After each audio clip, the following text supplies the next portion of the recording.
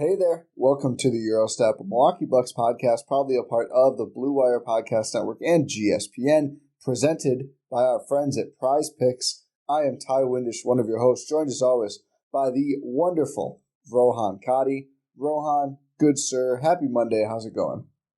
Happy Monday are two words that don't usually go together in my vocabulary, but it is a happy Monday if you are a fan viewer of the Milwaukee Bucks. Ty, they have a win streak in what feels like the first time in forever, 2 games in a row against one quality opponent. 3 obviously, games. They won the All-Star game too. It's a 3-game winning streak in my opinion. Yeah, they're undefeated, never lost after the All-Star break. Undefeated, never lost with Danilo Gallinari in the fold, which we will get into. But yeah, impressive wins as the bottom of the screen says in the title.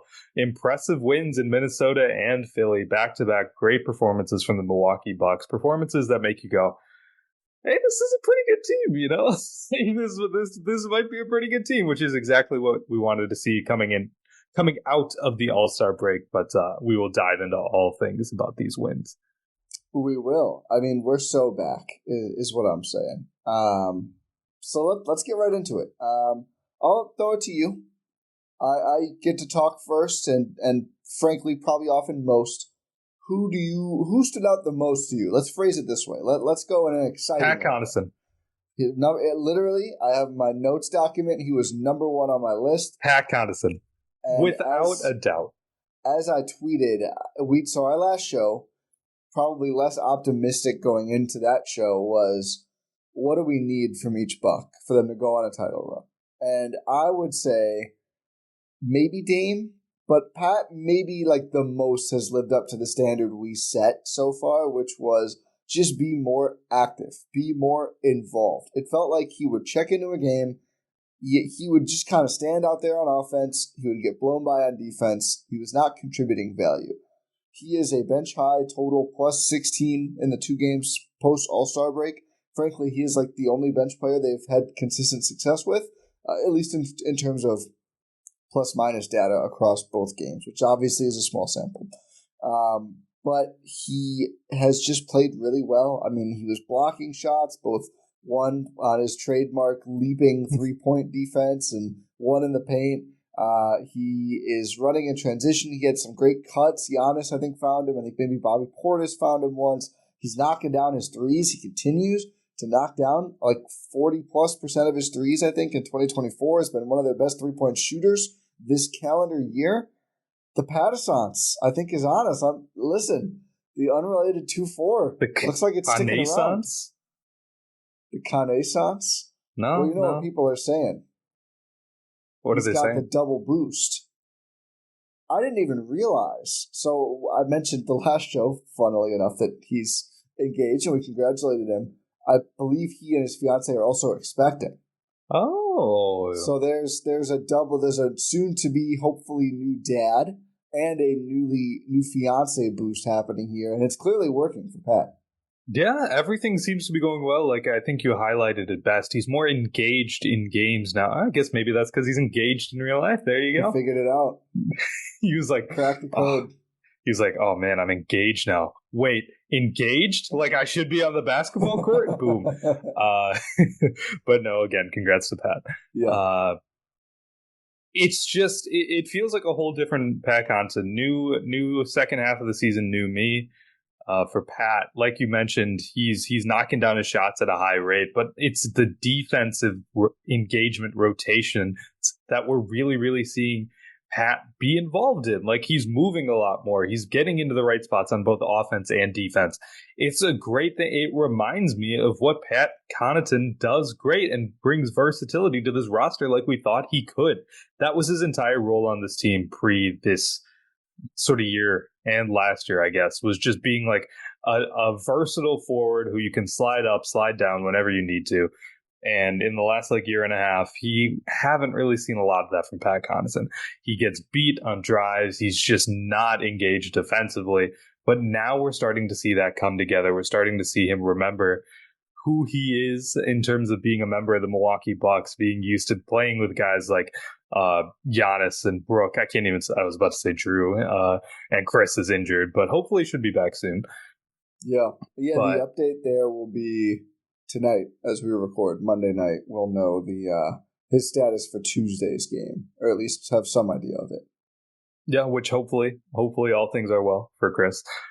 But yeah, Pat, it just seems like it seems like it sounded like Bobby during the mic'd up segment during the Philadelphia game. He said the Bucks starting to look like the Bucks again, but that reflects more on Pat Connaughton and maybe Bobby Portis, as we'll get into, more than anybody, because you're starting to see actual bench contributions for a team that was just crying, bleeding out, yearning for bench contributions. Yearning indeed. Pat against the Timberwolves played 20 minutes, knocked down 3 of his 5 shots, including 2 of his 4 threes, had 4 rebounds in that game, was a +8 in that game. Also was the only, outside of Gallo, +1 in 5 minutes, was the only bench positive. And then against the 76ers, led the bench in minutes at 22.5, 3 for 4 from the field, 1 for 2 from deep, had 5 rebounds, 2 offensive. That's another thing we hadn't seen as much, was Pat kind of flying in for offensive rebounds. Remember, he and Dante DiVincenzo used to always crash the boards, and it's been a little while. He also had an assist, 2 blocks. He had the 1 turnover, scored 7 points. So 15 points in the 2 games, which isn't, a ton, but Pat was coming into for the season, or pre-All-Star, averaged 5.2 points. So still cranking that up a little bit from, again, just not having much of an impact. Actually has risen his season-long three-point percentage down to 38.9, nearly 39%. So it's nice to see that coming back, and that's a longer sample than, just the 2 games that we've been impressed by. That'll help. That'll help, keep you in the rotation, or at least, ensure that maybe you have a rotation spot locked in, because Doc loves vets. We'll get to Doc a little later in the show. But it makes sure that, you're helping the team in those minutes, and Pat certainly has been doing that. So, yeah. That is also where I wanted to start. I think we could probably hop to Dame now, Damian Lillard, who is playing, I would say, better. I think the first half against Philly was oh my God, this is the guy. This is the guy we've been waiting for. This is the guy the Bucks truly need. He does end that game with 24 points, shoots 53% from the field, 50% from deep, 100% from free throw. 9 assists, 7 rebounds, 2 steals, did have 5 turnovers. Team high +37. The Bucks creamed Philly when he was on the court. I believe, what's the stat? They're 13-0 or something when he shoots 50% from the field? 15, I think. That's crazy. I will double check that right now. But just obviously a huge impact that Dame has, and Dame playing well has. And what stood out to me, he's shooting 37% in the 2 games from three since the All-Star break, which is good. He had a couple threes that just discouraged players, like the one when B-Ball Paul was honestly pretty close to him, and Dame just didn't dribble, didn't move, just rose up and hit it. And you could see Paul Reed is just like throws his hands up, like, what am I supposed to do? That's what we've been missing. And I thought Dame was just phenomenal, and it was so fun to see. And it was nice to see him carry over the momentum, because he was not good for a lot of the Timberwolves game, but did kind of close out the Wolves, did have a quasi-Dame time shot to kind of end the game there. Really picked up where he left off. He trailed off a little bit as the game went on, but I will not look at 53, 50, 100 splits, 24 points, and I'm not going to look that gift horse in the mouth. You'll certainly take that from Dame. Yeah, for sure. I don't think we're necessarily seeing it at a complete level yet, like that we wanted to from Damian Lillard. Like you mentioned, started off that Philly game really strong. What do you have in that first half? 17 points on 6 of 10 shooting, 3 of 5 from 3, 5 assists, 2 steals in that first half. 4 of his 5 turnovers did come in the first half, which is a little disappointing, but it was a great first half performance, and you got to see, hey, this is the guy, like you were mentioning. This is the guy that the Bucks need to see. And I think what's really maybe a little bit of a revelation is that you realize going out of these Minnesota games in Philly, an undermanned Philly team, again, no Joel Embiid, who should be reevaluated in the next week or so, I believe. My God. But 18-0 when 18 50%. Yeah. Oh my goodness. Dame, come on, Mike. It's literally been that. And they've won his minutes in all of those games, too. 18-0.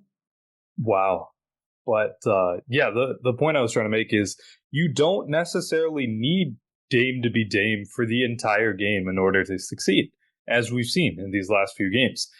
You need him to just go thermonuclear for an extended period of time in the game.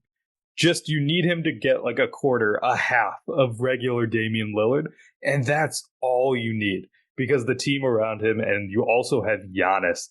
That's all you need because the rest of the team's going to carry the load if needed. Giannis is going to do Giannis things, going to do best player in the world things. Yeah, I'll keep saying it. He's going to keep doing best player in the world things.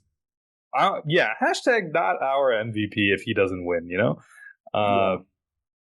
Or hashtag, do people still use hashtags? Not really in that sense, I don't think. Yeah. I never really used hashtags anyway. I don't know why I'm saying it. Have you seen the old LeBron IG posts that have been resurfacing and his hashtags? Who did he say? He said a barber looked like someone, and this is all in hashtags. He's like, got a cut in Milan. Hashtag, my barber looks like Bear Grylls or somebody. And then the next one was, and then the next one is hashtag, he said I look like LeBron James. Just like one of the funniest, like, just. You see the one where classic. He's like, jury duty, got to do my civic duty now. No, I didn't. There's no shot LeBron did jury duty. No, there's no shot.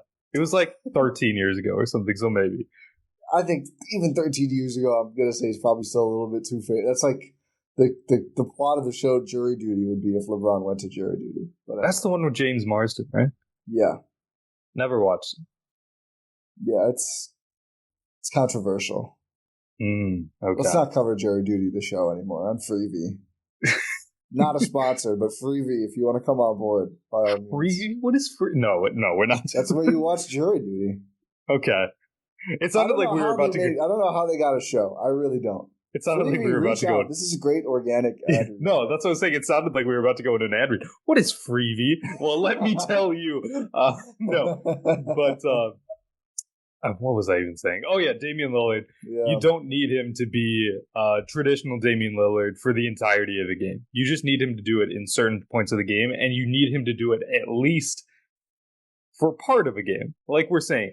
We were saying our expectations coming out of the All-Star break, like, hey, what do we need from each player? We said, hey, Dame, be Dame.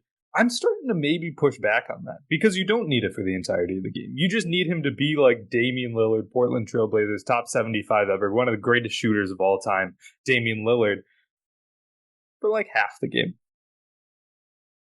I mean, this was against the Sixers with no Joel Embiid. That's also fair. I think when the games are more serious, you might need it more, but I will take progress. And this has been progress. These last couple of games, it started to show through, and I think he can find it more. And also, let's just do this now. I mean, I want to mention it, especially when we get to Patrick Beverley, probably much later in the show.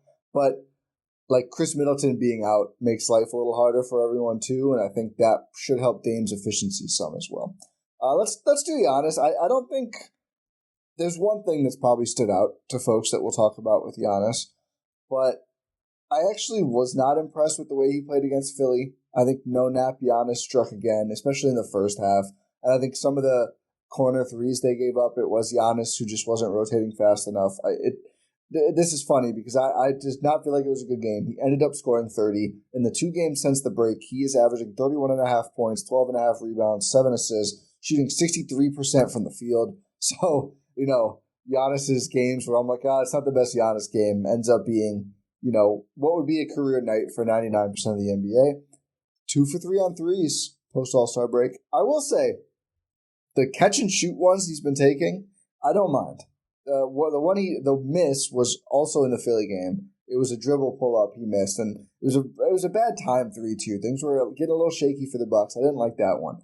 But one was they advanced him up to him on the elbow. Paul Reed or whoever just leaves him wide open. And the form looked good. Looked nice, compact, and knocked it down. But the number I think people are concerned with, can I even read this on the pod?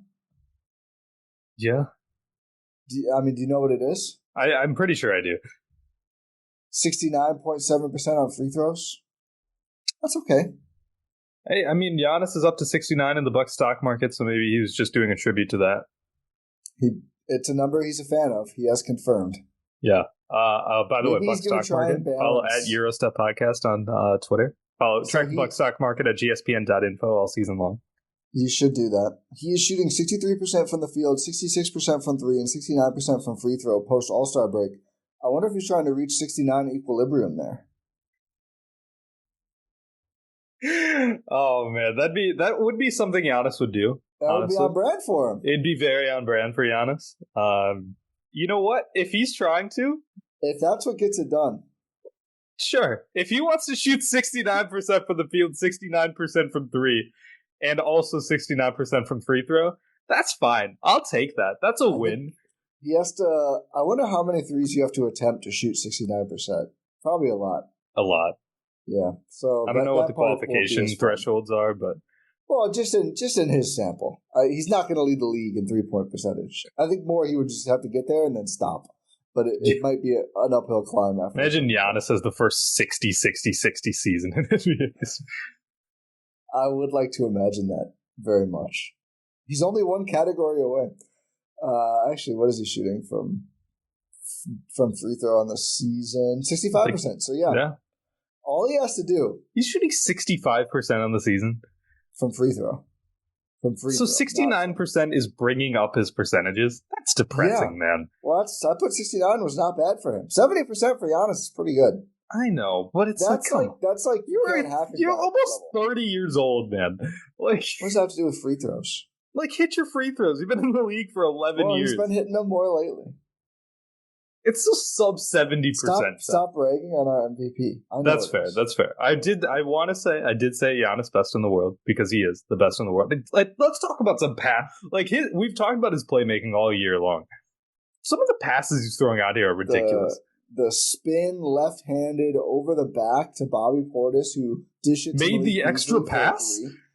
I can't wait to talk about. Bobby has been giving me a lot. Bobby and Pat, I was just like, oh, if they play good, all the other stuff seems smaller. But yeah, for sure, we'll get into Bobby. We'll do Bobby next. But yeah, the passing, just the vision from Giannis Antetokounmpo it's otherworldly, man. I don't think everyone out there truly appreciates how he's improved, not only as a passer, but just like in terms of his vision and the passes that he is able to make on a consistent basis. Like you're talking about that spin, like that left-handed running spin pass that no one else, by the way, in the NBA is making. No one. No shot. Like, all apologies to Nikola Jokic, but he's not, first of all, he can't move fast enough to make that pass. Nikola Jokic's spin would be like looking like Brook Lopez out there. It'd be slower. It might be slower than Brook Lopez. I don't know. I don't know if that's possible. Brook had a couple drives against Philly where it's just like, what is happening? Hey, we talked about more glacial drives. He listened. Maybe we should have not said that. Hey, whatever works, But maybe, yeah, they didn't work. Work. That's the problem. It's just like I'm just gonna run into B-ball Paul with the ball not high enough and see what happens. The answer, nothing good. Just vibes. Yeah. No plan, just vibes. Brook Lopez on drives this year. Brook Lopez 2023-2024 experience. No plan, just vibes. Honestly, to a large extent, yes. Yeah. But also that Giannis full court assist to Brook Lopez to end the first half against Philly. Nutty. That was nutty. I mean, first of all, shame on Philly. What a horrible. What was that? I don't think Brook beat them there. I think he just didn't get back, right? Yeah, he didn't get back. I have to imagine that's how it went. No, Brook Lopez was leaking out. I just love Giannis went, and just like as soon as he got into that position, I was like, this is either going to be really good or very funny. And it ended up being both because I was laughing at the Sixers also for allowing that to happen. But it was, I think Eric Name made the comp. It looked like a goalie, or like a soccer player doing one of the huge heave passes because it's not, you can't touchdown form it from the thing about that pass that's crazy. It was the inbound. I mean, a lot of times you'll see somebody inbounds and then a player who's like, 20 feet from the out of bounds line makes a pass. That's still very impressive. Like a lot of the Kevin Love ones, I feel like aren't necessarily from the out of bounds, but he threw a perfect ball that just landed in Brook Lopez's but in his arms. right into the rim. That's a 94-foot pass. That's incredible. So impressive. Shout out to Brook for getting it off in time. He had 1.1 seconds. Yeah. He came down with it. I'm like, oh, no. I know. I was like, don't waste this. Like, Bobby wasted a beautiful Giannis pass. Oh, my God, yes. Bobby wasted he wasted a Dame one, too. But he did. Giannis just throwing like an overhand bounce pass through the lane to Bobby Portis for a wide open reverse layup, and it doesn't even hit the rim. Like, it doesn't hit the backboard, the rim, anything. He goes up, comes back down, travels with it. Yeah. And it's like, Bobby, you've been having a good game, but I think I think it was Nikias Duncan on Twitter who was like, Bobby, you got to buy Giannis dinner after that one. Yeah, seriously. Because you messed up a beautiful and that would have been the triple-double. Yeah. Not good, Bobby. But the rest of Bobby's play has been good. Do you have any more Giannis thoughts? Just incredible. Just incredible. Yeah. Like, just that's no notes. 10 out of 10. He's here and he's perfect. It's Giannis Antetokounmpo. Appreciate greatness, everyone. That's all I have to say. Like, I'm in awe of every performance I see nowadays. He is like getting to the point where he's going to statistically lock in the 30 on 60% with like many games to go. He's almost up to 31 points per game now, 30.8, and the field goal percentage is a healthy 61.6. Like, he is. It's not like a borderline. Sometimes it's like, 30.1 and 60.2. Is he going to hold on? Like, he's firmly above those numbers. And again, this is a historic season. Not to mention, you can add in 11 rebounds, 6.5 assists. That number's been going up. His steal and block numbers, I think, are better than they've been in recent years. 1.3 steals, 1.1 blocks at this point. Yeah, he's just been awesome. Is the easiest way to put it. But Ty, who wanted to hire Adrian Griffin again? That's true. They should just cut him. They should, honestly. Because that's the criteria. That's the criteria, right? I don't even want to talk about narratives and all this crap. You know what tweet I'm referring to, right? I do. Before we get to Bobby Portis, I want to talk about our friends at Prize Picks, presenting sponsor of the Gyro Step, America's #1 fantasy sports app with over 3 million members. Prize Picks is the easiest and most exciting way to play DFS. Just you against the numbers. Pick more than or less than on 2 to 6 player stat projections and watch the winnings roll in. Rohan, our listeners know it's demon time. We got demons and goblins for different payouts. But let's talk about a little victory lane performance from you, Mr. Rohan Katti. I know these are not the picks I believe you shared our last pod, but you ran it back. I don't know how you did in that against the By the way, the picks I shared on the last pod, I forgot to mention. I had Anthony Edwards more than 27.5 points, in addition to Damian Lillard more than 29.5 points combined with assists, Malik Beasley more than 10.5 points, and Giannis Antetokounmpo more than 34.5 combined points and assists against the Minnesota Timberwolves. That was a win. That was 4 out of 4. Oh, that was. Wow. Yeah. And then going in... You ran back to back. Hey, I've gone back to back to back. Oh, okay. Listen, if you're not using code Eurostep to get a 100% deposit match up to $100 on Prize Picks and eating up these Rohan Katti picks from above, I don't know what you're doing. I'll tell you what, it's fun. He's putting the prize in Prize Picks. I am, because here we go, going before the Sixers game. Made a few picks here. Damian Lillard more than 30.5 combined points and assists, easy. Ooh. Giannis Antetokounmpo more than 7.5 free throws made. I wanted to ask you about that one. So Dame was more than at 33. Giannis was more than at 9. But what made you take free throws made versus any of the other Giannis projections? No Joel Embiid. Giannis is going to be in the paint. He's going to be living in the paint. He's going to be getting to the rim. He's going to be fouling a guy like B-Ball Paul is going to be fouling a guy like Giannis, which ended up being true. Man had 5 fouls. There's no resistance at the rim with no Joel Embiid. So Giannis was going to be living at the free throw line, which happened more in the second half than the first half. He only had 12 attempts total. So he needed to shoot 75% or close to it for this win, but he did. He did. And then Tyrese Maxey, more than 41.5 fantasy score. I like that projection the best. And Tyrese Maxey ended up with a 46.1 fantasy score. Again, opposing point guards against the Milwaukee Bucks. It's still a thing. And also, that's a double. That's a twofer because it's an opposing point guard against the Bucks, and it's like the only guy above league average on the whole team at anything. Yeah. I mean, like, if Maxi's not doing anything, they're probably just cooked unless it's the monthly Uber game. So I like that play a lot. And then Brook Lopez, more than 3.5 defensive rebounds. And again, it's the Joel Embiid thing. He's just going to be bigger than guys like B-Ball Paul. And 3.5 is just a low.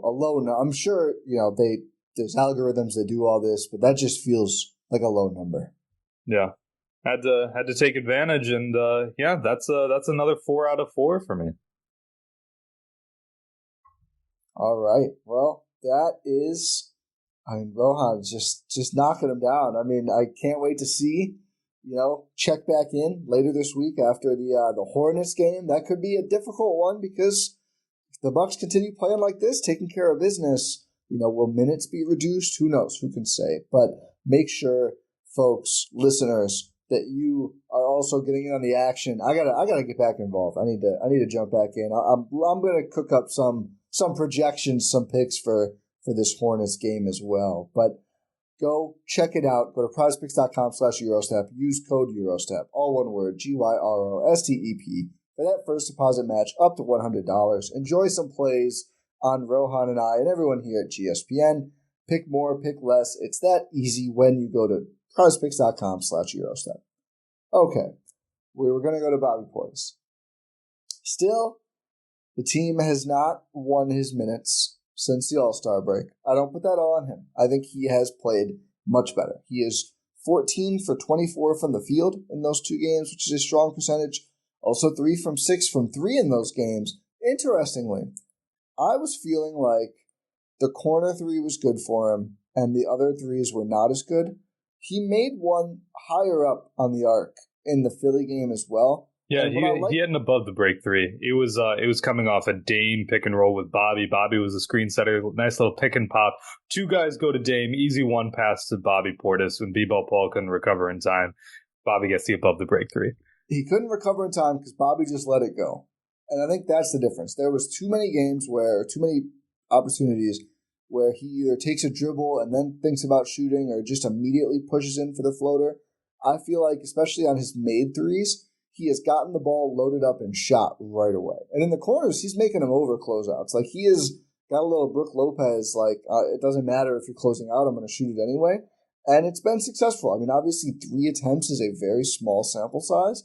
But, I mean, outside of, some of the hilarious gaffes, like missing layups on great passes, I think Bobby overall has played very well. I've liked his shot selection more. And I mean, can we talk about all the calls on defense when he was operating as the big and they had him mic'd up and they were, was it ABC or TNT or ESPN or whoever was, ABC was airing the game on Sunday. And he was just talking constantly, red, which means switch and all over it. That's really, really nice to see. And I know after that game, Big Waz, is it Waz? Yeah. I was like, I messed it up once. Remember? What did I say last time? Wolves? What did I say last time? I think you said Wolves. I forgot said that they just talked about, because I shared it was cool to see on the broadcast, and he said Milwaukee's communication has stood out to him as well, just in recent games generally. Like, they are talking a bunch defensively. The broadcast said it's a sign of, more buy-in, and we'll talk about Doc Rivers on this show as well. But I think it's been working. I think Bobby has looked – I think when they switch more and he's involved and he's calling stuff out, he can survive out there more defensively too. Yeah, for sure. I mean, an active and engaged defender is better for the team than someone who's not playing great defense. I don't know how much there is to read into that. But Bobby does seem active and engaged on the defensive end. He's quarterbacking that defense up. Not quarterbacking the defense. Who calls out the play? Like the middle – he's a middle linebacker. The Mike, yeah. Yeah. He's being the Mike of the defense for the Milwaukee Bucks when he's out there. Because there were a few stretches where he was out there without Giannis, without Brook. He was out there with Gallo for like 5 minutes. The Gallo being a first half only player is like a very funny thing to me. It's the Thon Maker Memorial start. It's on that level, I will say. I think Thon played more though. I mean, yeah, Gallo in the Timberwolves game, 4.5 minutes, probably similar in the first half in the Wolves game. Yeah. 5 minutes in the Sixers game in the first half. Ends up playing 8 because he got a little garbage time blow as well. Yeah, had a nice assist to Bobby out there, but yeah, his passing. Oh, we'll do Gallo later. That's the only real note I have, the only positive note. So we'll wait on that. But yeah, Bobby Portis out there, even in lineups without Giannis, without Brook, and he's the primary defensive big out there. It's looked better. It's looked better than it ever has been. Like, frankly, I can't recall any other stretch of Bobby Portis being Milwaukee Buck in the defensive intensity, and just his activity and engagement on the defensive end has looked better. Do you think it's scheme as well as just the way that, like, the overall communication and buy-in Doc has gotten so far? I think so. It feels like they're having him. I mean, I think the worst, I've said this many times, the worst he's ever looked defensively is when they're like, all right, do the Brook deep drop. And it's like you just get lost. And I just don't think that's his skill set. But more switches. And I will say probably maybe what he's best at defensively, he's like a very opportunistic scrammer. Like he will organize and execute scram switches very well. So when they are switching all 5 out, like he will say, okay, Dame, right now, I'll cover the big. You just go back out to the corner and, take the wing or whatever it is. So I think it works for him better. It's been 2 games. There's a lot of games to go. But 2 games against, one very good team in Minnesota that was at full strength. And then the Sixers, who obviously, without Embiid, are not the same team. But they're actually pretty bad. Yeah, I was going to say not a pushover, but they kind of have been a pushover without Embiid. So maybe they are still a pushover. Maxi's good. Maxi's good. Future Buck, That'd be nice. Giannis was already planting the seeds. He's like, yeah, I can't love seeing guys at All-Star break. These young point guards like, Jalen Brunson, Tyrese Maxey, of course Damian Lillard as well. But he was definitely playing. He knows what he's doing. Giannis does his work at All-Star. He knows what he's doing. He doesn't have anyone else's phone number. Let's be real. Yeah, he sees him when he sees him. Did you see the interaction? The only phone numbers in his Google Pixel are his teammates and Drewski, apparently. I think Drewski has his number. I don't think he saved Drewski's number. That's honestly probably fair. That's 100%. But he probably recognizes it and knows not to pick up. Did you see the Scotty Barnes? Do you see people just like, what are your thoughts on people who just don't save numbers? It's weird, right? Yeah, I think it's, to me, that's a sign of, disrespect or... Yeah. I have a friend who will just, it's the one friend, Yeah. Who just doesn't save numbers. No. At all. Like, for most people. If you look at their text, it's just numbers? Yeah, for a lot of people, yeah. Obviously for, close friends, they have. What about you? Yeah, I'm saved. Okay. But it's also like you go through the phone and there's a lot. It's like, what do you mean? Like they're coworkers and stuff, and it's like just not saved. I don't know what I need to. I'm not very good with names, so I think it's because I use too much of my brain power on who was the 14th guy for the Timberwolves 5 years ago, and I can't remember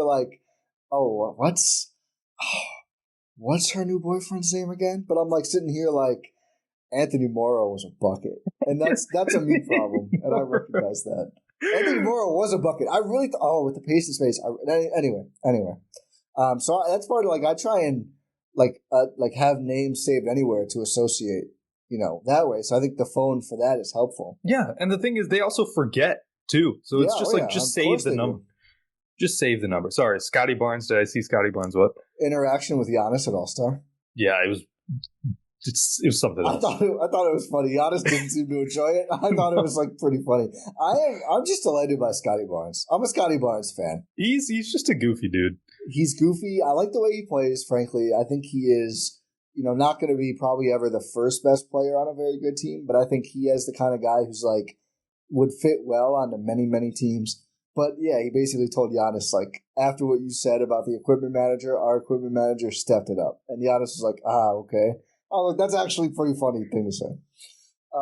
By the way, this was the first game in Philly since the Laddergate.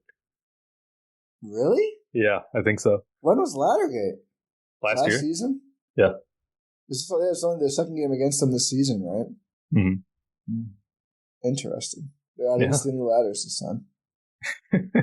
That was so funny. Do you want to do Brook or Doc next?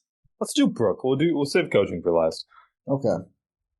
Brook Lopez, shot selection still a little precarious of a situation.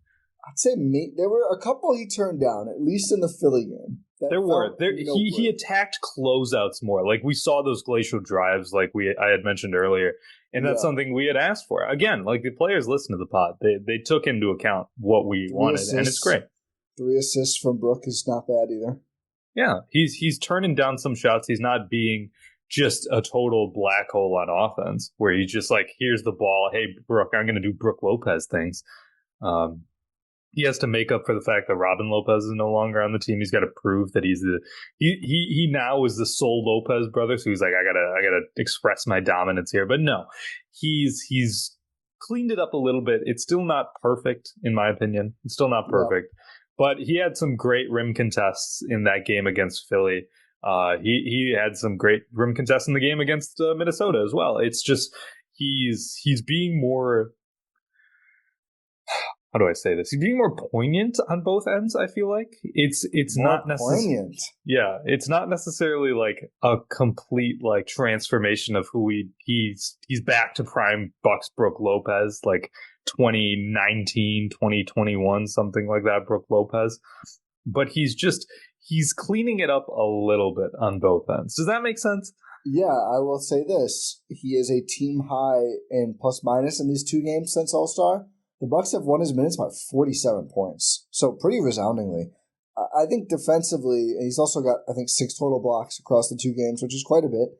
Shooting 47% from the field, 35% from 3, which is just 35% for 3, which are just average. I mean, for the season, he's 48% from the field, 34% from 3. So those are not outliers. So the plus minus to me does speak to what you're saying, and just that he's having more of a direct impact on certain possessions.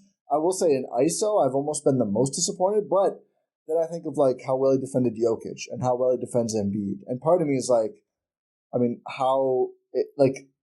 think the smaller centers almost give him more trouble. Like Jarrett Allen and B-Ball Paul have looked better against Brook than, Joel Embiid or Nikola Jokic, which is like, I think you live with that. And obviously it's difficult against Cleveland. We'll also see how much different that would be in the playoffs. But at least the elite guys, he's still a good ISO option on, and obviously his team defense has been phenomenal. You don't have that crazy plus minus without playing some good team ball. I mean, he started off red hot against the Timberwolves, ends up shooting 50% from the field, 40% from 3, which is still outlier good, but it's not wildly good. It's not like he shot 60% from 3 that game. He just started out red hot and then kept shooting. He took 10 threes in that game. He took 4 threes against the Sixers. 4 is the number I'd like to see that at closer to, and it did feel like there were some he was turning down. I hope that is a coaching decision. He did have 5 of the 6 blocks against Philly, so really was just shutting down the paint and dominating in that game, which is great to see. Yeah, it truly is great to see. I mean, when you talk about that shot selection like you were talking about, there were a few where he had open opportunities that he turned down. I'll go back to the glacial drives. Just that's improvement in the sense that he now knows, hey, it's attacking closeouts. I don't know, like you mentioned, whether that's going to be a coaching conversation that was had or not, but it would be. I honestly hope it is. Right? You hope it is. You hope someone's lighting a fire under the butts of the entire team. I think someone is. I don't know if they are on this particular issue, but I think, again... But it feels like it, right? Yeah, it looked like it. It looked like it for sure. Yeah.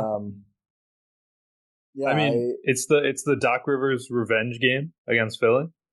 Back-to-back revenge games for Pat Bev, who's put the belt to the ass.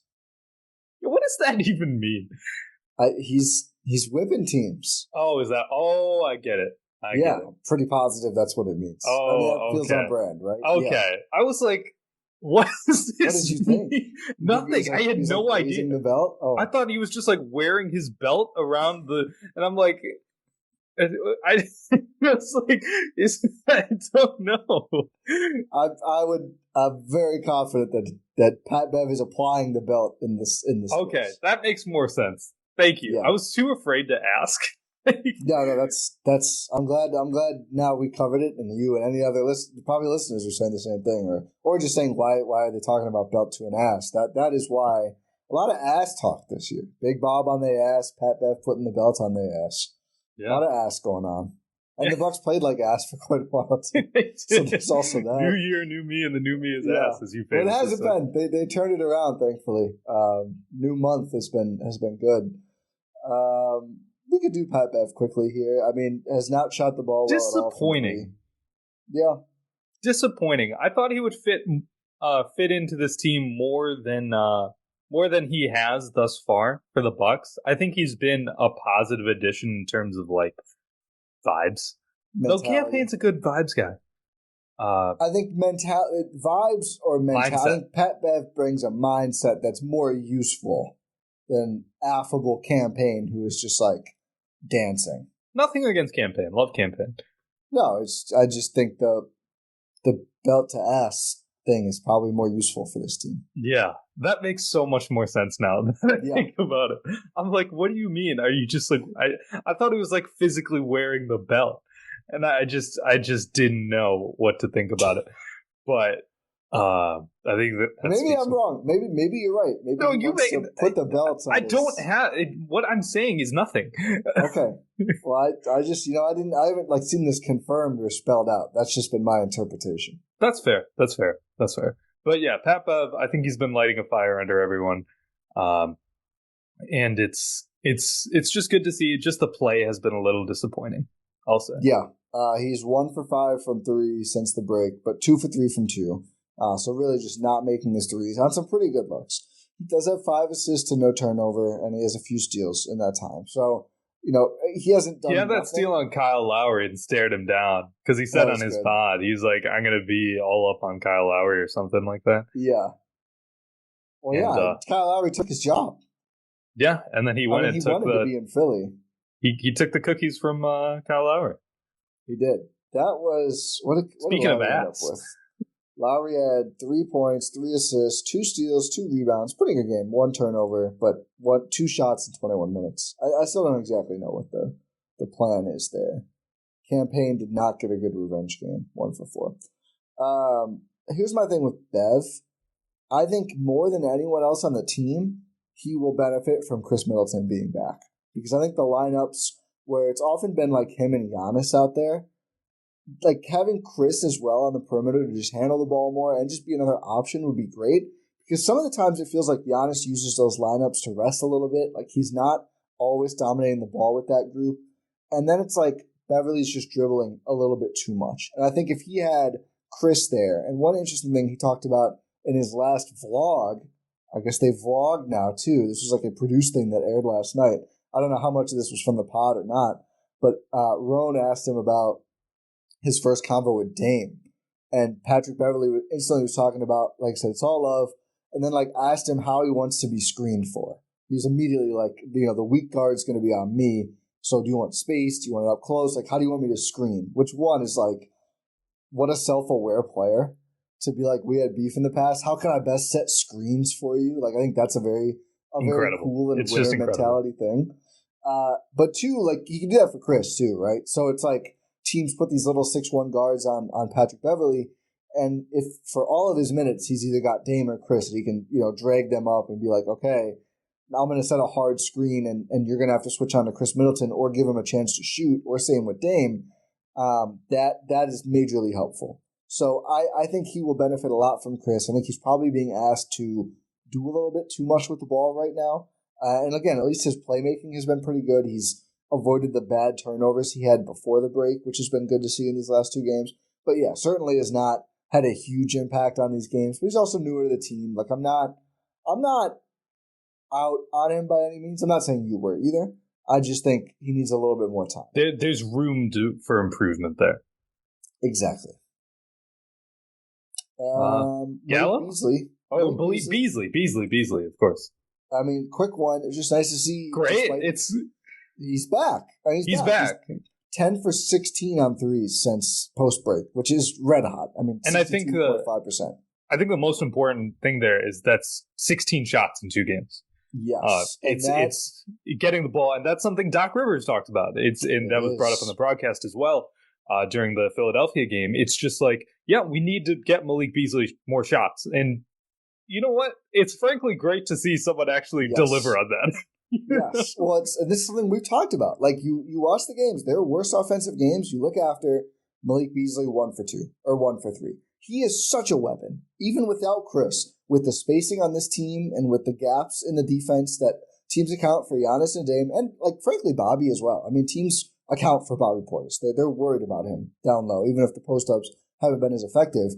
And Beast doesn't even need to be that open. I mean, some of these shots he's like not really open at all. His sidestep 3 has been great. 6 for 7 from deep against the Sixers. 7 for 9 overall. Was 4 for 9 from deep against the Wolves. 5 for 12 overall. So his 2s have been pretty bad, which is kind of hilarious. But the 3s are falling. And like you made a great point, he's just involved. He's just taking more, which is really nice to see.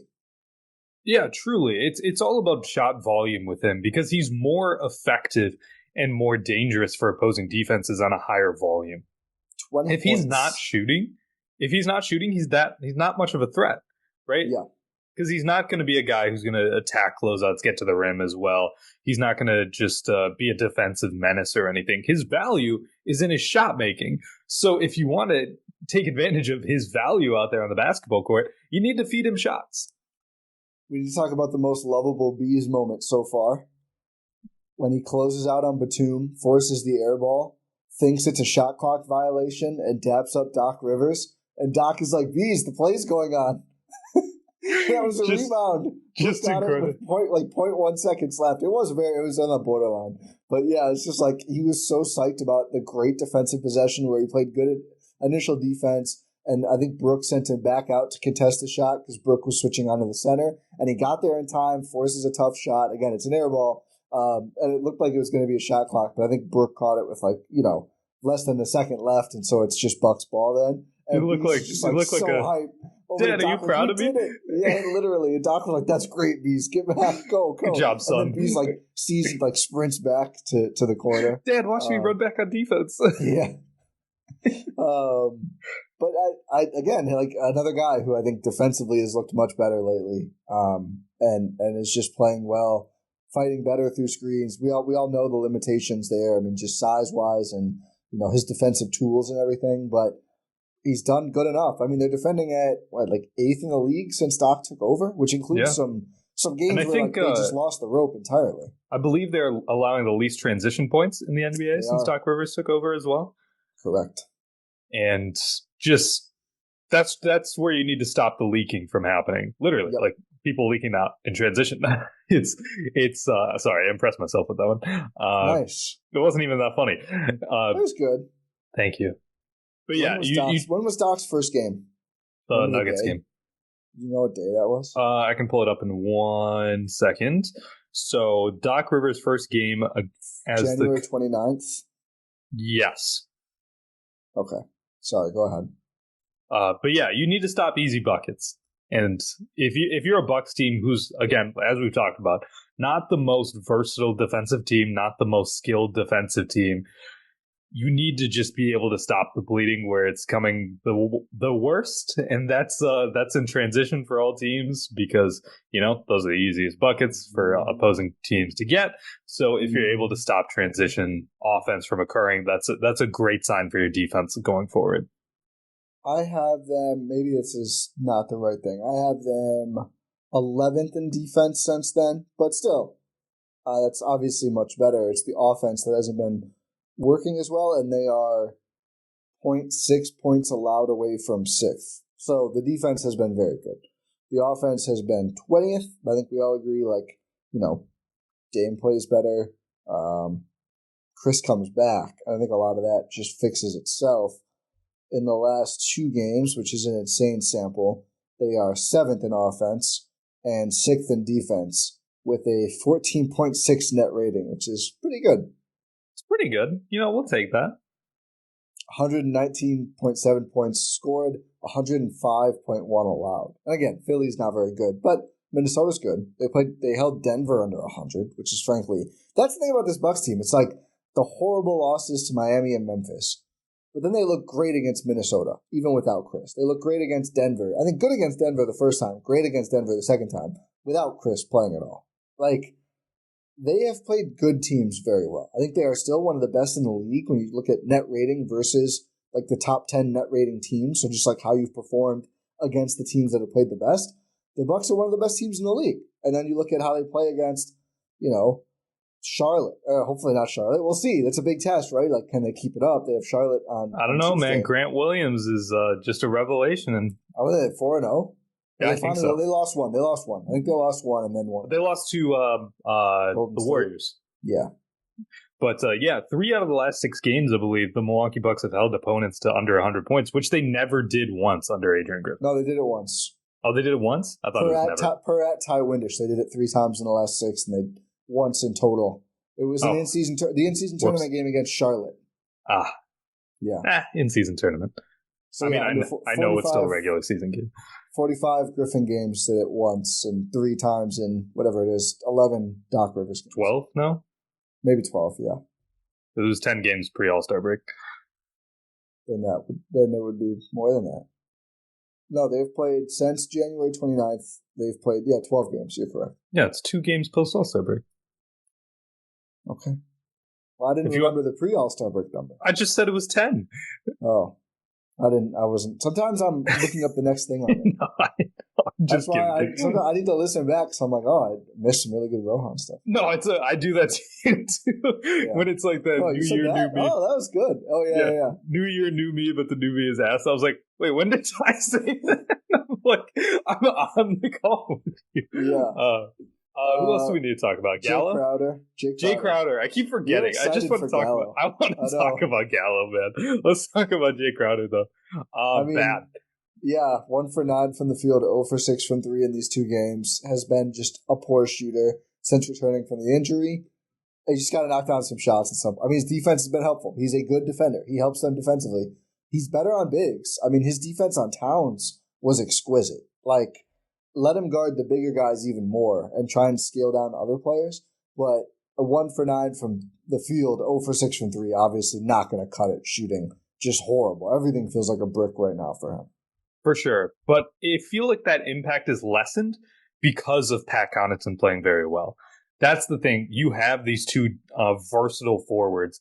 Pat more like a smaller, versatile guy. Jae Crowder, a bigger guy. So it's like scales down more than he scales up, but still capable of scaling up, opposite for Pat. I think that impact is lessened because you have Pat Connaughton playing so well that it's okay to not play Jae Crowder sometimes. It's okay because you also have Pat Connaughton as well. So you can sort of see those guys in mix-matching roles, sort of like a who's hot sort of thing. Who's on right now? Who's hitting their shots? Who's doing well? Right now, that's Pat. And thankfully, it's one of the 2. Yeah. So you can actually have the luxury of playing one of the 2 and not feeling bad about it. It's a problem when neither of them are playing very well, but thankfully, at least Pat is. So you can see that Jae Crowder sort of that. What did we say the opposite of boss man is? Employee boy? Yeah, employee boy sort of play from boss man. Yes. You can rely. You don't have to. It's not the end of the world because you have Pat playing so well, and I think that speaks to what the depth of this team is looking like. Because we used to say that going into the season, we're like, man, this is a deep Bucks team, but no team is deep when everyone is playing terribly. But now everyone's not playing terribly, to put it in simple terms. So you can afford to have these performances from Jae Crowder on the offensive end. I think they're still going to need him to be playable. So I think it's almost good that they have this stretch where they're playing pretty well and they can overcome his shooting. I hope he's able to find the rhythm again. I mean, he is just a streaky player. So it would be great if going into playoffs he was hitting him at some clip. I do think they'll need him, but we will see. All right, go ahead, Rohan. Danilo Gallinari, the last Bro, he player. sucks. He's a good passer. He sucks. He's a good passer. Okay, like again, it's like a 10-minute sample size. But what's the point? In 10 minutes. What's the point? It should be AJ Green. It should be. What's the point? There's no point. The only reason he's on this team is because he's played for Doc Rivers before. Yeah, well, I don't know why the other guys haven't thought of that. Yeah, again, like it's their fault, as Andrew has said in our chat before. It's their fault for not playing for Doc Rivers in the best. Yeah, come on, guys. But it's bad. It's bad. It's not good at all. Like there's no role for him on this team. He's almost been better defensively than I thought. It's like a worse Joe Ingles. I don't know how to describe it.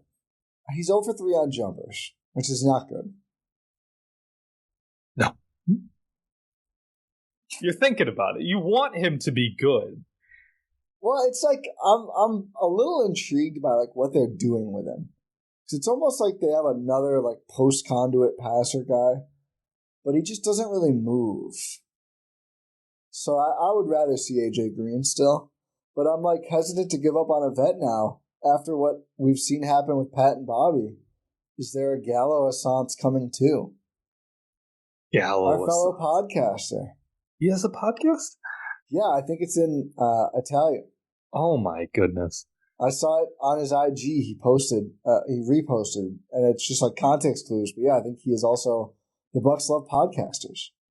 Yeah, they got the Nas. 4 current or former podcasters. Yeah, crazy. That's got to be know of. That's got to be the highest in the league. Probably. I mean, 4 is a lot.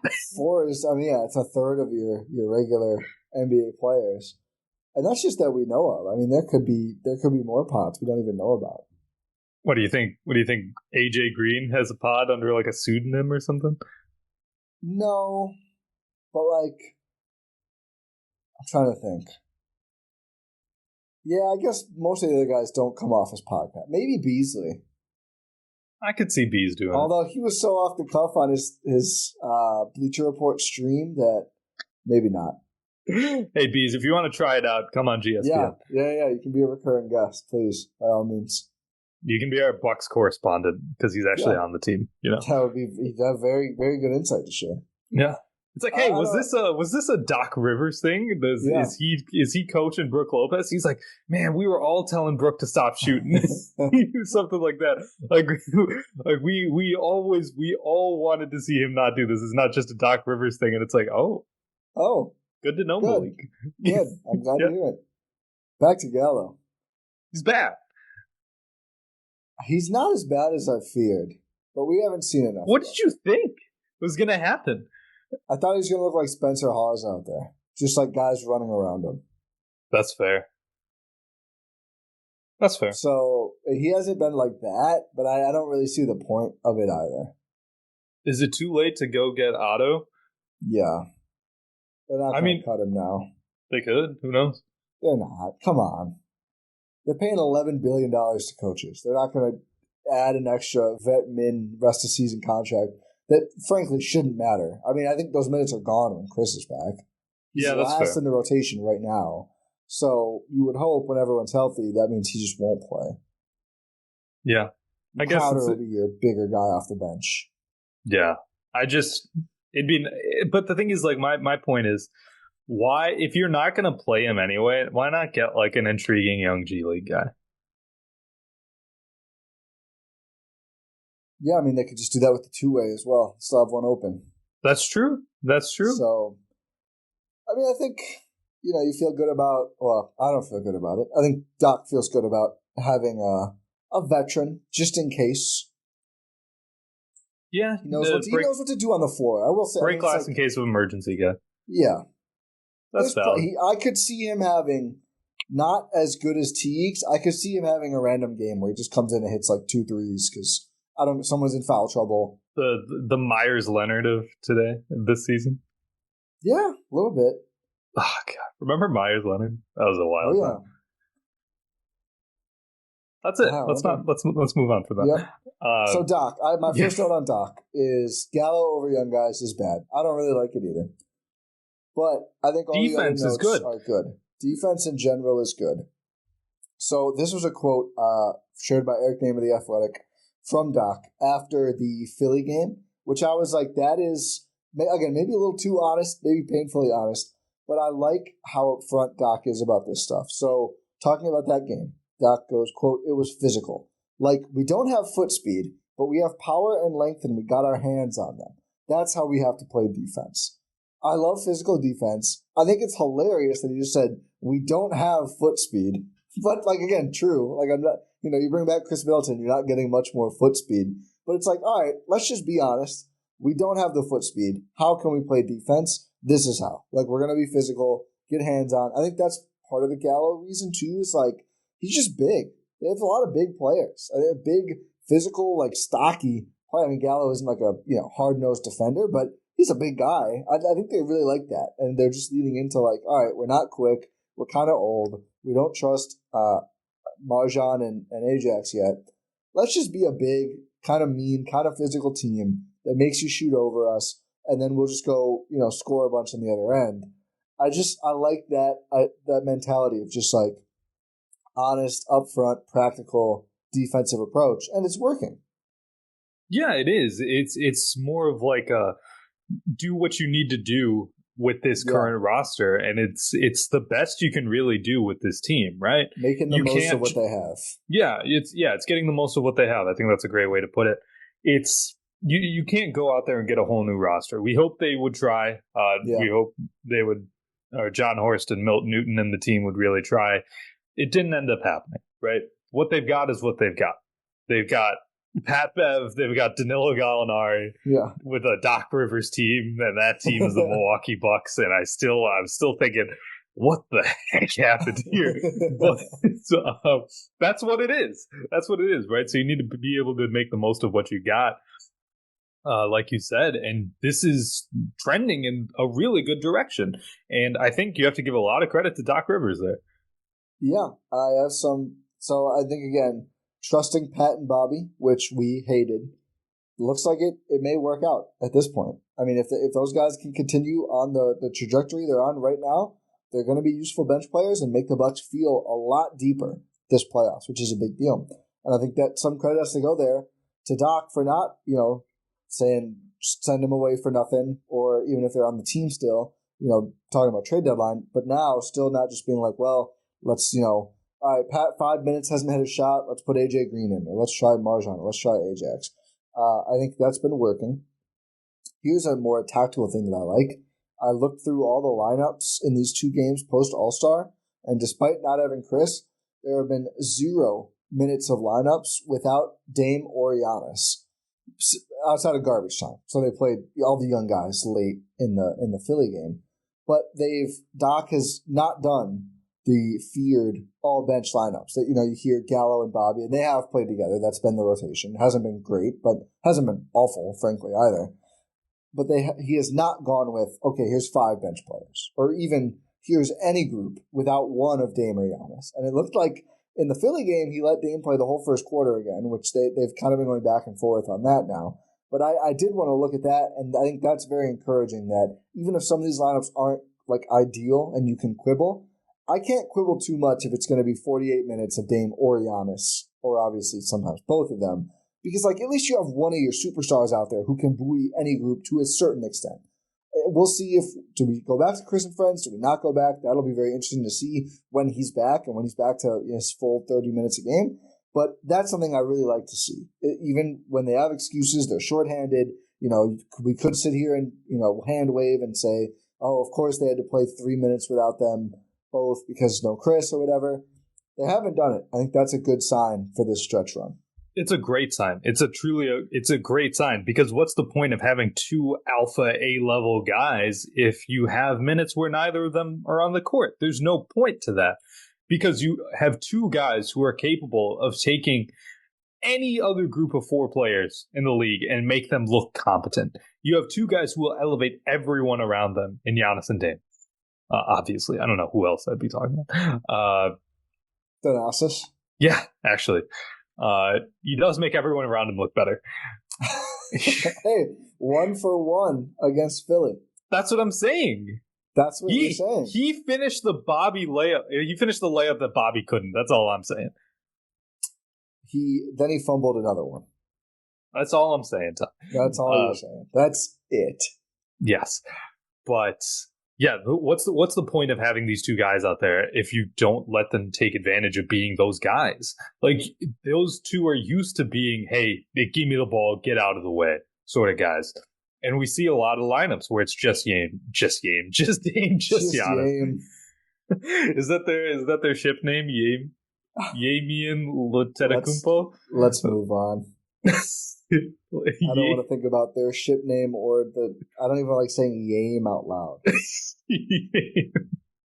Yame is funny. I made myself laugh. Damian Antetokounmpo. You're loving this. For some reason. Oh, it's a Monday morning. Did you not sleep? It feels like delirium setting in. It's a Monday morning. I'll say that. But yeah, you need to be able to take advantage of those guys taking those skills that they have and putting them for your team. So you have to have lineups where it's just Dame, it's just Giannis, but also, like we're starting to see them get more and more used to playing together, you have those lineups where they share the court. But in order to really, really, truly leverage both of their skill sets, have one of them on the court at all times, right? That's the point. That's the point of this all, and I think Doc Rivers is doing a great job of that. Yeah. I'm so unprepared for the Doc Rivers playoff heartbreak. What if it doesn't happen? I'm so unprepared for it. I feel like I'm getting invested. Of course, it's what we do.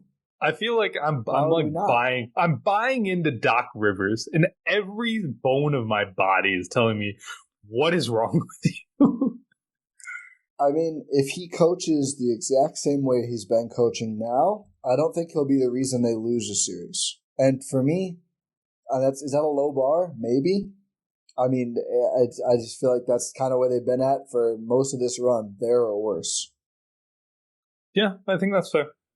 That's fair. If he's not going to actively lose them the series, and he's going to be able to fix the defense and hopefully get some more out of these vets, including Dame, that's fine. Like, that's a good place. It's not a great place, but it's a good place to be with coaching. And if you're at a great place to be with your roster, that can add up and do a whole lot for you. That's consistently, I just walk away from the Doc games like, yeah, I didn't love everything he did. I certainly am not sitting out here like this was a masterclass in every facet in terms of like the in-game adjustments and what they do or anything like that. But I mean, they look like just a much different, better team. I mean, their communication Bucks are starting to look better. Like the Bucks again. What a great quote from Bobby. Mic'd up is great. Calling out was great. It was great. It was honestly great. I know we've had our quibbles with Bobby, but yeah, it's good. I'm glad to see him playing good basketball. 100%. What's your updated Hubie Brown take after the game? Still bad. I enjoy him. I don't. Why does after Sunday every play is the perfect time? Every play, it's like it's in the middle of Dave Pasch trying to do play-by-play. It's like what are you doing? They're good plays, Rohan. Like, let Dave Pasch talk, man. Well, maybe you should. I think there should be more just guttural noises. It's like I don't need to hear in the middle of every play, you know. He does not sound like he's coughing up a loogie like that. You're making it sound like he's choking. This is what he does. Oh, that's what he does. He does. I'll give you that, but it's not quite. You're doing. Oh, he's not doing that. Oh man, it's still. I don't. It sound like Hubie has a hairball. That's what it sounds like. It does not sound like that. I'm standing up for the old guy. Oh, Bobby likes him. I like him too. Who? Hubie or Bobby? You said? Yeah, Bobby likes Hubie. Yeah, I mean, I respect the heck out of Hubie Brown. I want to make that clear. I ultimate Hubie hairball. You don't respect him. I utmost respect for Hubie Brown, but I don't need him on the broadcast anymore. I'm gonna start doing Hubie noises while you make good points on the show. Whoa. Yeah. See, that's not it. You're doing puke. That's what it sounds like. Puking. It does not. It sounds like to me. It's ageism. It's not ageism. Let's not get into that. Do we have anything else we need to touch on here? No. We're making hairball Hubie noises. Now you got me saying that. You said it. I'm going to clip you saying it. That's fair, honestly. I deserve that. But we'll wrap this up. Say thank you for listening to this episode of the Gyro Step here on Blue Wire GSPN, brought to you by Prize Picks. Make sure you go to prizepicks.com/Eurostep. Use promo code Eurostep for up to $100 match on your first deposit. But yeah, thank you for listening. Make sure you're subscribed wherever you're listening to this podcast or watching on YouTube. Leave a 5-star rating and review on your podcast platform and choice. Check out gspn.info for all of our links to all of our podcasts. Brewer spring training starting up. It's been fun. Salfrey like at third base. A lot of interesting stuff going on down. Yeah, his first infield assist happened in it's Cactus League, right? I think so. Yeah, his first spring training game out in the desert, we'll say. Yeah. But yeah, that's good to see. Make sure you check out Cruisin' for a Bruisin' for all things Milwaukee Brewers. And yeah, like I said, all of our links are at gspn.info. Pod random, and we'll talk to you next time.